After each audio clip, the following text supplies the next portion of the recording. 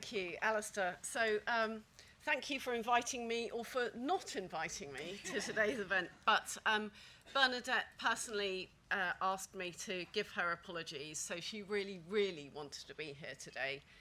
As many of you will know, she is a true leader in driving diverse outcomes in transport and beyond, so she's really disappointed not to be here.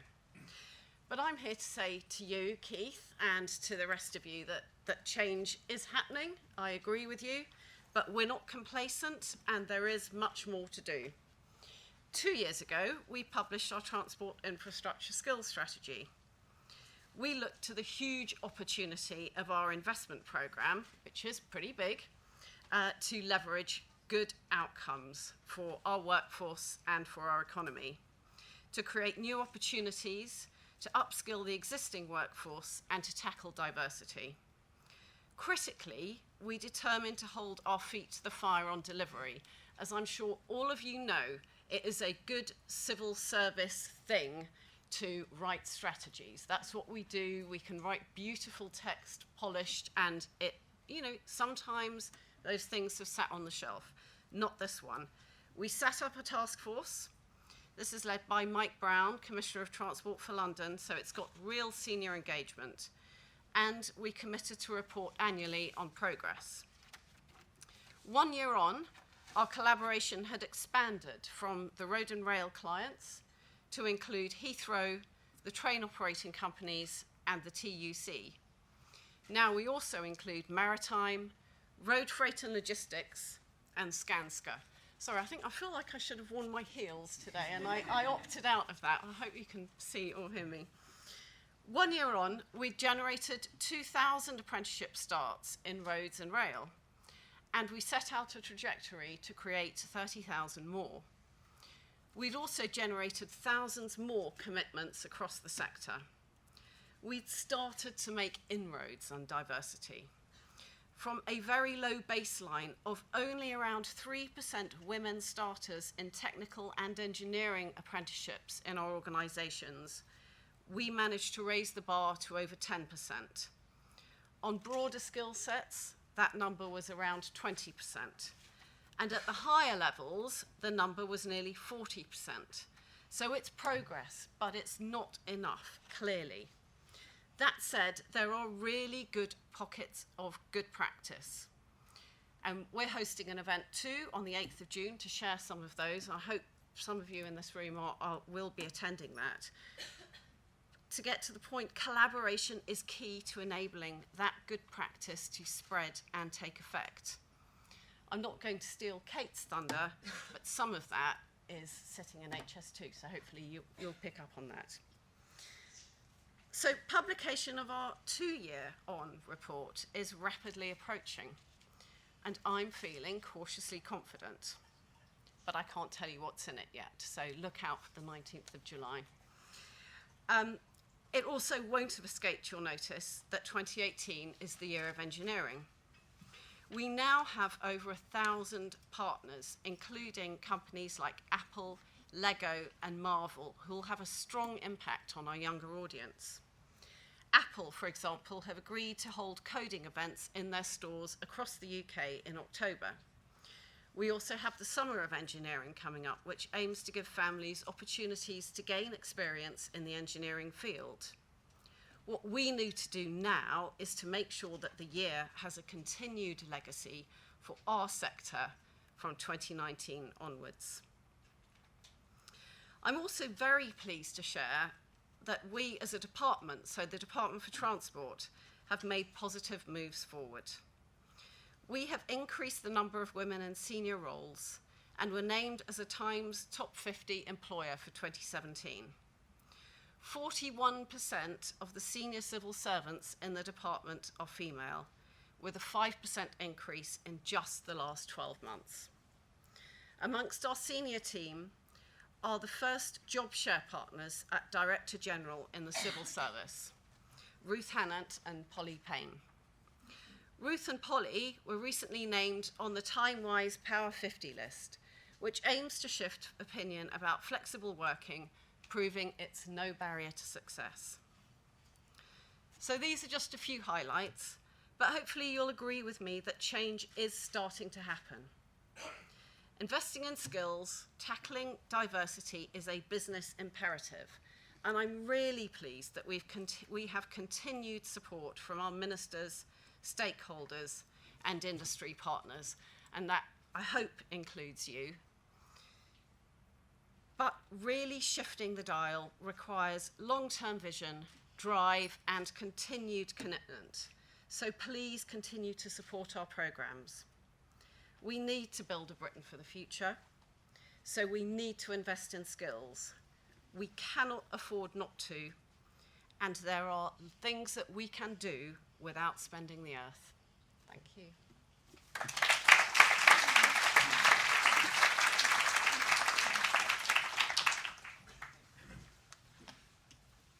Now, Catherine talked there about the importance of commitment, and we do see a commitment to inclusion, to fairness from across our customers. And one of the leaders in that is HS2. As I was like, I'm really glad that today we have Kate Hall from HS2, who's going to talk about what that commitment means within the organisation, how they are driving change in what is the largest project for our industry. Kate.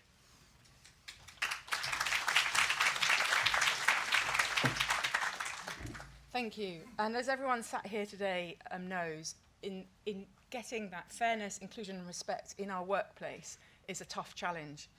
And you all know that keeping people, and not just keeping, getting people into our industry is absolutely critical for both productivity, boosting our economic growth, and for the UK PLC. And if we're absolutely honest, I think we all probably know that there's a partial reluctance at anything that sniffs or smells like positive discrimination. And there is a slight, sometimes, what is the issue? So today, I'll give you some practical tips of what we're doing, some experiences from me as a practitioner in this space to answer those 3 points. So I have got some slides.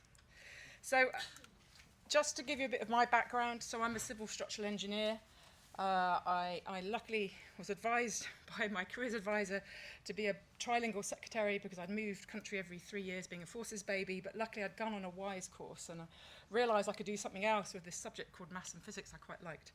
I managed to get some money through sponsorship and then went to university, joined a consultancy, Arup, and stayed there for nearly 21 years. And then this amazing project called HS2 was calling and I joined it and haven't looked back since. So very exciting. But when I look back at some of the things that I think about on my career, my first day at work, my boss had a very large ashtray.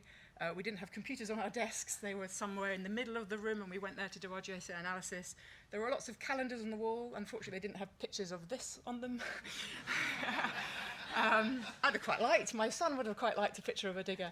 And I remember going to site and there wasn't even an excuse or an apology that there wasn't a toilet for me, and it was quite acceptable that I'd have to walk 20 minutes to go and find a pub, get the pub landowner to open up early so I could use his facilities, and I very quickly learned not to drink tea for the entire time of my site placement. But thinking of tea, actually, I say the things that have changed in the 24 years I've been in the industry, the things that are physical things, toilets, they're all sorted. Calendars, they're pretty much all sorted, that's great. The things that aren't sorted are the things that I would call the cultural biases. So that Mr. Hall, is he here? No, it's Mrs. What's for lunch, can you get the tea? And I just think it's interesting for us to think some things are easy to fix and some things are harder. And it's sometimes spending time on those harder things. And I love this quote by Amy Cuddy, who's a professor at Harvard. Sexism is not a glass ceiling, it's a labyrinth of micro inequalities that add up over a lifetime. And so when you're asked to take the notes and make the tea when you're 23, it's annoying when it still happens when you're in your 40s. It could be the straw that broke the camel's back for someone in the industry. So bear that in mind. And I would say, adding to people's pledges when you go back to your offices, or even sending notes to your team today, micro-affirmation. If you've heard of micro-inequalities, then learn this one. Small, subtle acknowledgements and acts that reinforce a person's value and accomplishments. You can make a difference to keeping somebody in the industry by something very small that you do today. Because believe me, every day they get negative ones that remind them why they shouldn't be in the industry. So all of us can make a difference. But anyway, I'm here. Engineering has taken me around the globe, and I'm very delighted about that. And the previous project that I was working on before HS2 was Olympics, and I was amazed at Lorraine and her team, the amazing work they did, and I saw the impact a client can have when you ask for stuff. I mean, let's not forget the power of measurement. Engineers, I'm an engineer, we like linear things, we're very good at things that are measured and targets. That softer stuff is quite difficult, but give us a target, give us a measure. And actually the visible difference that it made. I was in the consulting at the time, we got a gong for doing something really well on EDI, and although we had principles and practices inside the firm, having that gong opened the doors and eyes of the people that thought, well, why are you all playing in this area? Well, actually, there's a business need behind it. The clients are asking for it. So I was delighted that at HS2, we're taking that forward, and not just in our procurement, and I'd say in the way that we pre-qualify people, invite people to tender, the way that we score tenders, and the way that we manage our contracts. It's not just about ticking boxes. We're asking people to improve, share that with your peers, and we are monitoring that on 3 months and 6 monthly, and we're publishing that data. So we're sharing that data, and I think that power of measurement is important. And for those people that bid for work, we did a piece of exercise of working out what's the difference between winning a tender and not winning a tender. Anyone roughly guess the percentage difference? Well, the difference is actually 4%. So the average difference between the winning tender and the second place is 4%. And pretty much when we score things, the technical related counts to 75 to 86%. And actually we're getting to a state in the market where most people can technically do what we're doing. It's that other stuff that's the differentiator. So that when you're asked on tenders for questions on what you're doing, SEE stands for Schools, Employment and Education, EDI, Equality, Diversity and Inclusion. So what you're doing under those segments could win you or lose you the tender. So for those people that don't believe it's an issue or it's important, then that, money talks, measurement talks, and it does make a difference. So it's important to us at HS2, but it's important to you and your firms too. Oh, sorry, I said 3% there. So these are some videos of some of the things that we're doing on procurement to understand why it's so important to get measurement. To help us design and build the UK's most advanced railway, we need skilled people right across our sector to fill the significant skills gaps we know exist. If you're applying for a job with HS2 or in our supply chain, or you're already in a job, we'll be asking you to share important information about your age, disability, ethnicity, sex, sexual orientation, and religious identity during your recruitment, induction, and employment. By gathering and analysing the diversity data, we're able to understand what barriers prevent different people from applying or gaining roles in our company or supply chain. As a result of the data, we can review, change, or introduce employment policies and practices that are inclusive. We can also use evidence from the data to make strategic decisions that open opportunities to a variety of people and communities across the UK. This is part of HS2's commitment to equality, diversity, and inclusion. We believe that everyone should have access to the jobs and opportunities provided by HS2 and our supply chain, but we know that across the infrastructure sector, there are significant gaps, people missed by traditional recruitment methods, and absent from more established talent pools. Delivering a project as complex as HS2 requires us to find large numbers of the right people, which is why we need to fully understand the diversity of both the current workforce and those wanting to join it. This is where you come in. We need information from everyone: HS2 workforce, contractors and suppliers, recruitment partners and direct applicants. Your diversity data is already improving the way we recruit, so anyone with the right skills who wants to work with us can. By filling in your diversity data and submitting it to us, you'll be helping to deliver one of the country's biggest engineering projects. You'll also be helping the sector as a whole, preparing it for the recruitment needs of future investments. And that's good for everyone. And remember, we agree to treat all your personal data sensitively and won't identify individuals. Your data is held securely and will only ever be used to analyse trends and for strategic planning. Help us with our diversity monitoring. You'll be making a big difference, not just to HS2 or our supply chain, but for yourself and the infrastructure sector. So what are you waiting for? Get on board.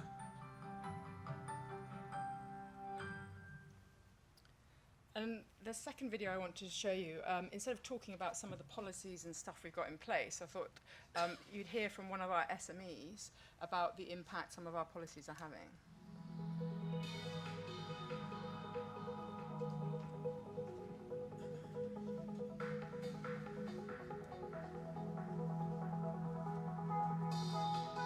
We're a seventh generation family business. We've been growing trees and shrubs here in Horncastle in Lincolnshire since 1798. HS2 announced the biggest ever government contract for the advanced procurement of trees. 7 million trees, something like 650 hectares, which is huge. This project is a once in a generation opportunity. And so I went to HS2 roadshows and to local business group meetings where there was an HS2 speaker to learn as much as I possibly could about HS2 values and how to align ourselves with those. When we received the pre-qualification questionnaire, there were all sorts of issues that we had to deal with, but one was EDI. And we were a little bit horrified by that because we had no idea what EDI meant. It wasn't an acronym that we used in our everyday business. So we had to look it up, and it means equality, diversity and inclusion. We're a relatively small business and we didn't have an EDI policy in place. We sat down and said, well, we've got no chance now. That's going to eliminate us from this competition effectively. To win the big infrastructure project like that, we had to leave no stone unturned. It was my job to implement the EDI policies at Crowders. Very scary at the beginning, but once we got into it, it was quite easy to implement. We broke it down into different sections, looked at what was equality, diversity and inclusion. We looked at the demographics, the age breakdown of our staff, we looked at disability, we looked at ethnicity, we looked at sexuality, we looked at what staff we employed, what staff we retained. So we were already doing about 75% of EDI without even knowing we were doing it. We just hadn't formalised it. To implement the EDI policy, we looked at government bodies, we looked at local authorities. You look at what you've already got, do some gap analysis on what demographics, what information you already have, maybe just within your own payroll system, and then go on the internet, take some advice from ACAS or from another advisory service and decide what you need to put into place. Myself and one of our directors decided to take a formal training course. It was very useful, it was very informative and very enlightening. I think particularly for the small companies like ours, HS2 had made us realise where we were lacking, so we have a 2-year plan in place now. Health and safety is an absolute given with HS2, but then along comes quality management systems, environmental management systems, SEE, skills, education and employment, EDI and all these other values. And I think the concept of HS2 is to raise the standard of businesses that are engaging with them at whatever stage in the supply chain. And if we're an example of that, then it's actually working. It really is working because we have raised our standards of practices in all these areas of the HS2 values. I think HS2 are doing a great thing educating lots of different companies that would never have got involved in these types of policies, whether it's the EDI or the SEE. From a personal point of view, it's absolutely great for me because I'm a working mum. I work full time, but my hours aren't conventional. From a business point of view, it's made us much better. It's made us focus more on the gaps that we have within the business. And I think moving forward, it can only make the company better.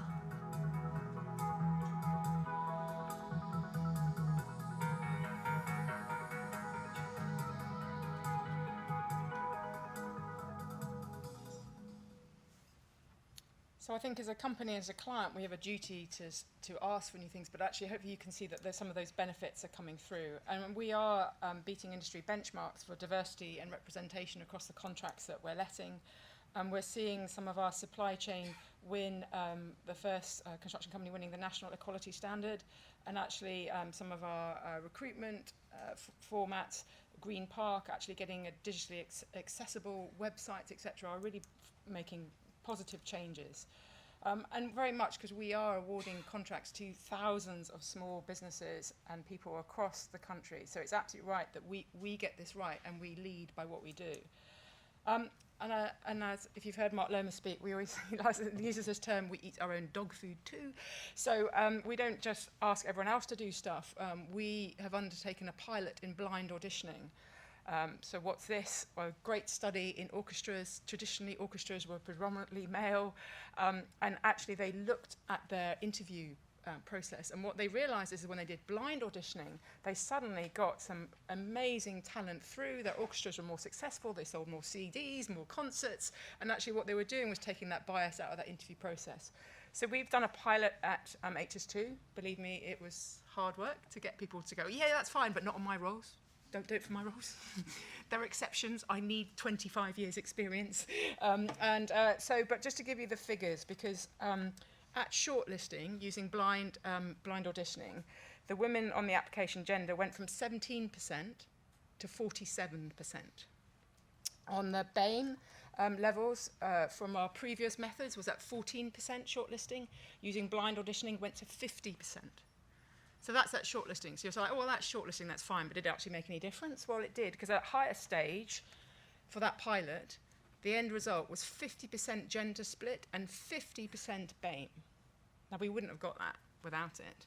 So that has made people sort of stop at HS2 and think, and we really are rolling that out, and where we can. Obviously, not every role can be blind auditioned, but it does challenge some of our stereotypes. So we do eat our own dog food too. And lastly, I just want to say that, standing here as design director, inclusive design is actually what I do. Have anyone heard of the Purple Pound? Well, the Purple Pound's £250 billion worth that is spent by carers or disabled people annually in the UK. So why wouldn't we want to design to include for that? I always say the drop curb analogy. Why did you do a drop curb? Because of a wheelchair requirement. But actually, it's very useful for anyone that's got a buggy, and for all of us with a wheelie case, it's made our lives easier too. So absolutely, inclusive design is paramount about what we're delivering at HS2 and changing and creating a legacy for the future for all of us to make freedom of travel accessible and available for all. So thank you.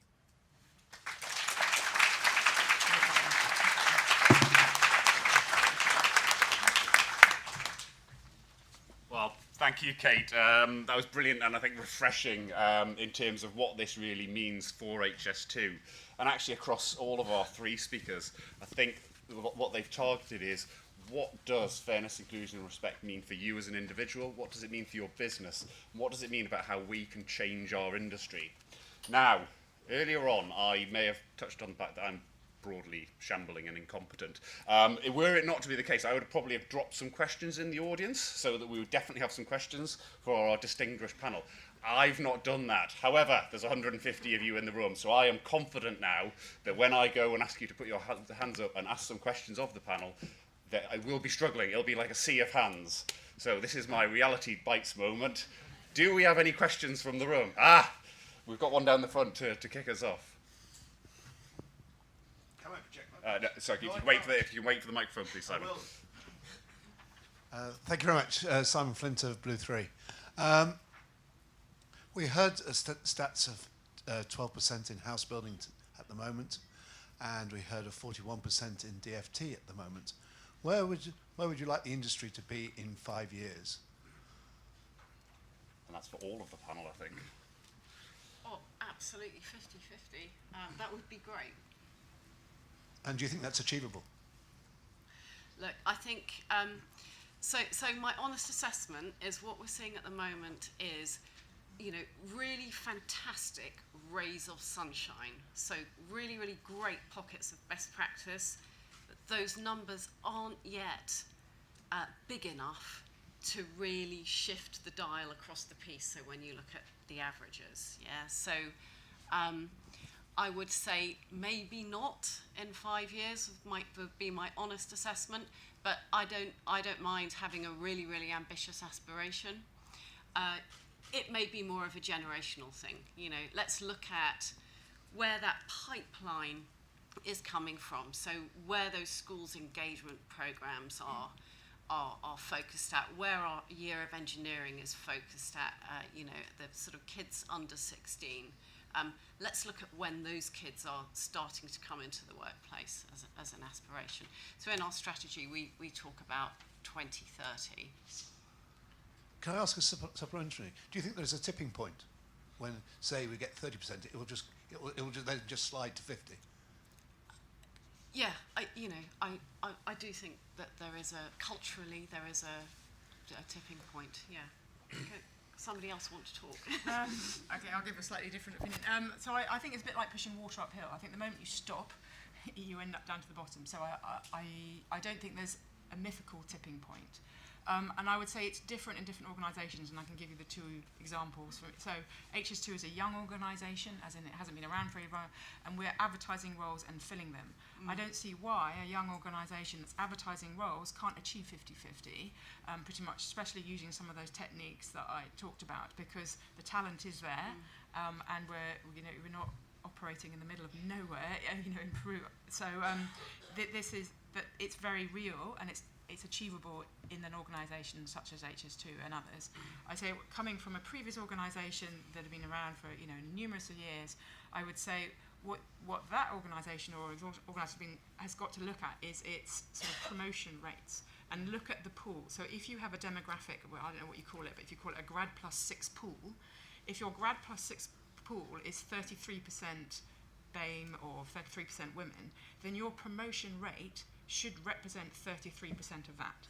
And if it's not, then there's something very wrong going on in your organisation. And I think that's what people aren't measuring. And if you're getting that, then you'll get to your tipping point. But I think if you unpick through that and start measuring those things, you can see what's happening and see what's stopping you getting to any change. But absolutely, should we aspire to change? Yes, but I think it's different from where you are at and what you're trying to achieve or what you're trying to do. If you're trying to recruit 1,000 people, it's a different kettle of fish of recruiting 20. Yeah. And I think Yeah, can I just, Simon, one of the challenges, I think there's two levels to look at this. I think, I'm not going to talk percentages, but I'm saying 5 years' time, I don't see why the people coming in to the industry aren't fully representative of society if we work at it. Now, of course, we've got 3 million people working in construction at the moment, so there is a different sort of challenge when we look at people who have been in the industry for 20 or 30 years, is how do we actually start moving the dial? And we can't just wait for people entering the industry as 18-year-olds, 16-year-olds now to promote themselves up so it reflects further. We need to have more positive change. And part of the challenge in the past has been a combination of conscious and unconscious bias and the fact that the jobs aren't that attractive to everyone. So if we start looking at how we can start bringing in data, digital skills, for example, we start to make the jobs more attractive. And if the jobs are more attractive to everyone, then more people from diverse backgrounds are going to want to join the industry. So it's a combination of making sure that the policies that Kate and HS2 and others are doing, really, really moving the dial forward on attracting new people into the industry. And we need to work about how to make the industry more attractive, as well as attracting more people into the industry. Thank you. I think we had a question over this side of the room.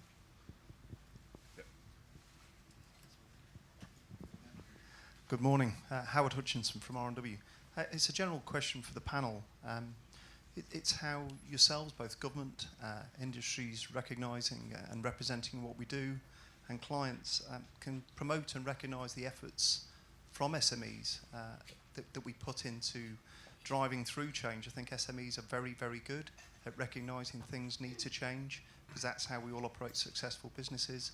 But that there is still very much a culture within construction of cheapest is best, certainly at the SME level. It's how that's promoted right the way through the supply chain to encourage organisations to invest, which a lot of companies do, but it's not really recognised the efforts that go in. I think that 75% of the workload is delivered by SMEs. It was encouraging what you said about HS2. Just a general question for the panel, please. So, Keith, do you want to kick us off on that one? I've managed to restrain myself today, Howard, from talking all about transforming infrastructure performance, which is one of my passions around how do we actually start considering more consistently the outcomes that we get from that investment, and therefore how do we incentivise and enable innovation at all levels in the supply chain to attract people. It's not a case, and we want people to want to work in the industry, to want to work on our projects and contracts to do that. Now, I've said, perhaps slightly controversially in the past, that I think the construction industry in the United Kingdom is perfect. It's perfect because it is entirely attuned to what clients ask for, how they set out their requirements, how they procure, how they contract, and how much they're willing to pay. If we think that's good enough, we don't need to change. But it isn't.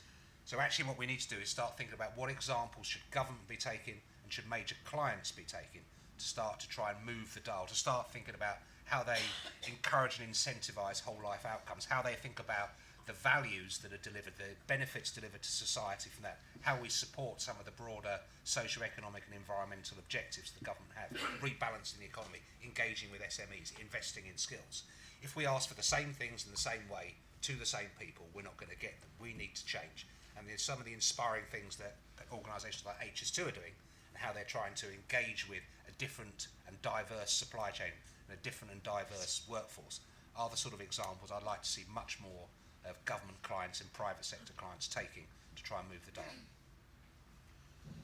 Yeah, and just to highlight some of the things that we're trying to do to spotlight on the SMEs, we recently held a Meet the Contractor Day, which probably many in the room took part in, and that was, it was rammed with, speed dating for SMEs to meet contractors, and it was a buzz in that room from morning till night, and literally every single slot was taken on those sort of 5-10 minutes have a chat. So we are trying to make it as easy as possible for main contractors who say, well, that's all great, but I kind of know these guys, but I don't know these others that you're asking me to, and I can't hit my target of 75% that you're asking to. So we're trying to make it as easy as possible to match make, to highlight that best practice, and to say that that's what we're looking for. It's not just about low cost. You've seen our scoring. It's about quality. There's enough papers and business cases out there about saying diverse teams and SMEs, some of the best innovation comes from those, some of the best answers come from those, and we're absolutely supporting that and looking for that. So we are trying. There's not an awful lot I can say to that, but I will just say one thing. Keith mentioned the Transforming Infrastructure Performance. We have our own response to that in transport, the Transport Infrastructure Efficiency Strategy.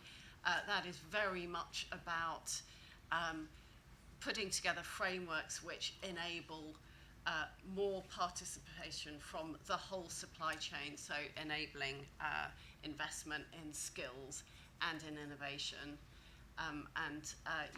Over the past year, so I think our first year of results on skills very much showed that we were perhaps, we did not have the reach beyond the tier ones into the tier twos, and as you rightly say, much of the workforce is sitting at tier 2 and below, so we evidenced our own issue, if you like. So we have been putting a lot more effort this year into considering what frameworks actually we do need to put in place to enable that participation and to reach out to you.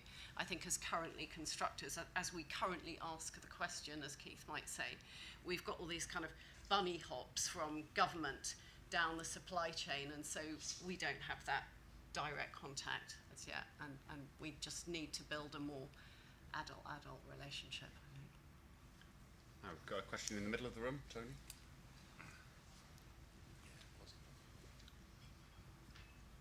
Thank you, Tony Ellender from Balfour Beatty.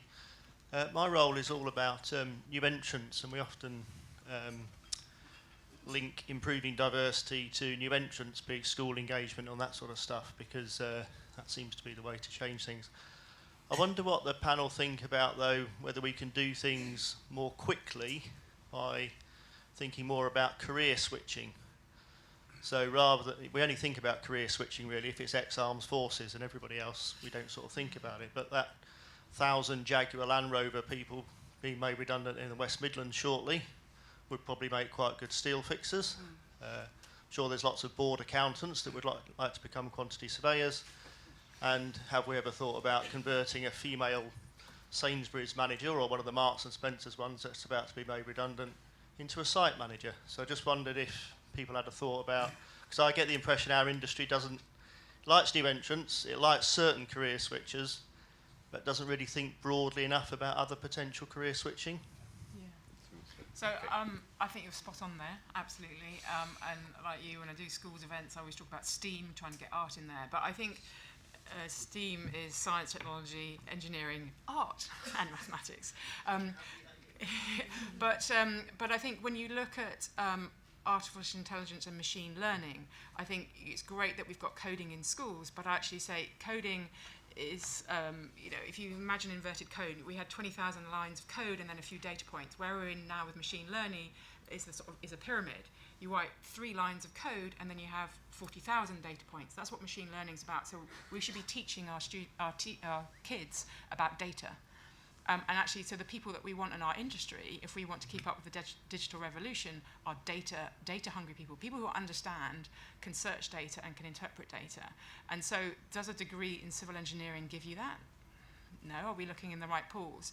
So I think there are a number of people that do think like this, and there's a number of blocks along the way. So I know, Ed McCann and I have had long conversations with the ICE about, the criteria that you require to become chartered, and talking to engineering houses, the requirements to fill your courses with 40% of fluid mechanics and etc. else.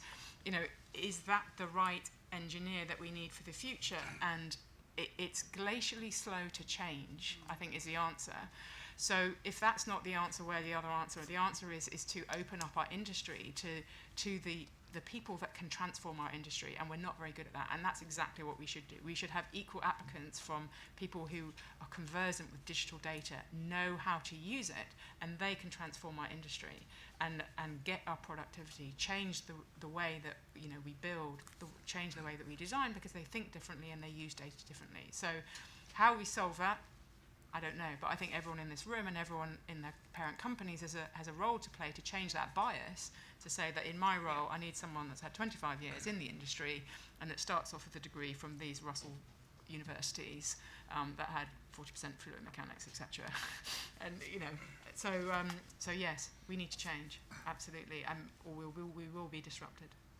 Keith? I said 2 things in the speech. One of the things was I said that in the future we'll need a different blend of skills to the one we have at the moment. And I also said that change is coming, whether we want to or not. And one of the things that we announced in the budget last November was a national retraining scheme, to pick up the point you raised, Tony, specifically about how do we retrain people for the new skills or the different blend of skills we're going to need in the future. And that's both taking people who are in the existing construction and infrastructure workforce and training them towards new skills, or how we attract people from outside the industry in. And this isn't just at the starter level. So there was some money that was put aside, announced in the budget, working with the TUC to try and develop some programs. Now, let me give you 2 examples of where change is going to come. Kate mentioned digital and data, and you think about the business models of our design consultants in civil engineering. They basically have a model which requires them to sell man-hours. Now, one of the major consultants, who I don't think is in here today, have looked at one of their processes and how digital and data and how they use it is going to change. And they've got something they do quite regularly that normally has in the past has taken them 15 days to do it. So they've charged 15 days worth of time to our clients and our projects. They can now do it in 4 seconds. Now, that's not a different charging model for them. They don't want to charge at the time spent. They want to start charging at the value added, and quite rightly so. The other thing I think in this space where it will change is how we start to move to more productive ways of delivery. And again, one of the things that we announced in the budget last year was that 5 government departments, which is the Department for Transport, the Ministry of Defence, Department for Health, Department for Education, and if I haven't said in the Ministry of Justice, I always get confused which one I haven't said, who have announced, we've said that they will have a presumption in favour of off-site manufacturing by 2019. So that means that rather than traditional biblical trade skills employed on site, we're going to start to look at more manufacturing type skills being used to deliver our projects and programs. And of course that also means not just a different blend of skills and maybe a different number of skills, but it also means those skills can be located in different places. So if we're investing, as we need to meet demand, significant amounts of money in projects in London and the South East, we can deliver those projects with skilled workers based in Teesside, East Midlands, South Wales, or places where there are manufacturing hubs around Jaguar Land Rover or somewhere around Neath, for example. So actually when we're investing in delivering better services or better infrastructure in London, we're actually supporting the rebalancing of the economy and investing in skills in different parts of the country as well. So I think we have a different blend of skills in the workforce moving forward, and data, as Kate rightly says, digital things are going to change the way we do business. So I think we need to make sure we're investing not just, Tony, as you rightly say, bringing new people into the industry at school leaver, graduate level, but how we focus on retraining both the existing workforce in the industry and attracting new people from related industries like manufacturing into our projects and programs. I agree with everything that's said. It is a really, really exciting time for us. And I think, Keith, you might have been alluding to the same model, but actually one of the most exciting and inspiring things I've seen recently is a rapid engineering model that was designed by a firm of architects. So, you know, kaboom, it was brilliant, and we do need more of that in our sector. I wondered, I saw Scott from Tideway over there with his hand up, and I was just actually going to elegantly bring you in because I know you're really good at conversion. Well, thank you for that. Be reserved here. You also caught me talking to somebody else. Hi, David. So it was a supplementary really to Howard's question a moment ago. And I just wanted to press the panel a bit more, I guess, because it's really positive to hear what Kate and Keith have been saying, particularly around that 14% that HS2 are looking at, around what I think Keith referred to as scoring against that additional value. I think my question really relates to what steps the panel feel clients and contractors should be taking to safeguard those commitments made at tendering stage through the project lifestyle when commercial realities and time pressures begin to bite. Right, definitely agree with that's a really important point, and how we actually address those issues. And that, again, both if you look at the transport infrastructure efficiency strategy and TIP, this is an area we focus quite hard on. And one of the challenges we've actually faced in the past is we often ask contractors to fix it when they start construction. Actually, these are things we should be bringing into the policy at the very start, the business cases, how we make spending decisions, and making sure they flow through the procurement, the selection, the contracting process, and measure it. Now, within TIP, for those of you who've been bored by me in the past about it, we have something called a SNAP model, which is system, network, asset, and project. And quite often we make decisions in the past around the project level. And actually you forget that those projects, when complete, become operational assets, they fit into wider networks, and actually at a system level, the government of the day will have objectives it wants to achieve, socio-economic or environmental objectives. And that may be driving greater engagement with SMEs. It may be encouraging businesses to invest in apprenticeships and new skills. But if we try and retrofit those requirements when we start construction, and they're not reflected properly in the business cases and the spending decisions, then we're likely to fail. And one of the things I am told constantly by contractors, quite rightly, is it's positive that all the major infrastructure clients are now considering this, but the plea, and it's mainly the man behind me who makes this plea quite regularly, is can we make sure the clients themselves are more joined up in how they ask for those things in a more consistent way. So both Tideway and Alistair and HS2 all sit on the infrastructure client group, which I sit on as well. And part of that body of senior executives from the client organisations is trying to recognise where they're pointing in the same direction and how they can align what they ask and how they ask from the supply chain and how they value it. Most of these clients are people who operate infrastructure, so they're less concerned with just purely the capital phase, but they are really interested in the whole life performance of their assets and the benefits those assets will bring to the users and to society as a whole. And if we can start joining up and bringing greater consistency to that ask, then we'll start to move the dial much quicker. Yeah, and I just want to highlight two people in the room, but so there's a stick and there's a sort of smarty approach to this. So yes, we ask for stuff in tender and we measure it and we make people measure it and publish it.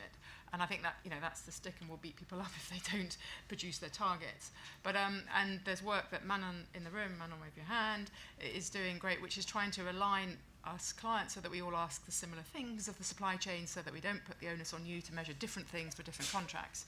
But back to the sort of the Smarty approach. Where's Pamela? Over there somewhere. Pamela has come from Crossrail to HS2, and do find her and get her to tell you this story in more detail. But at Crossrail, there was an accident. And Pamela was in the health and safety team, and what she made the link was between equality and diversity and health and safety. So she made that link between, actually, by not having that language and that cultural diversity on site was instrumental, I don't know if that's quite right, in linking to that death. So equality, lack of EDI can kill. Now that's suddenly got people's attentions. So actually the Smarty approach of, actually, I don't want to kill anyone in my workforce.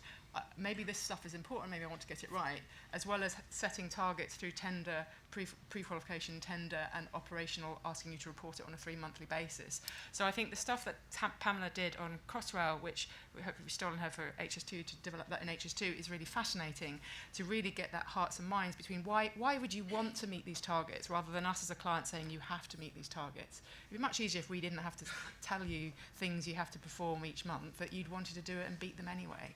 So I think that's really important. Where are we on the Smarties rather than the stick?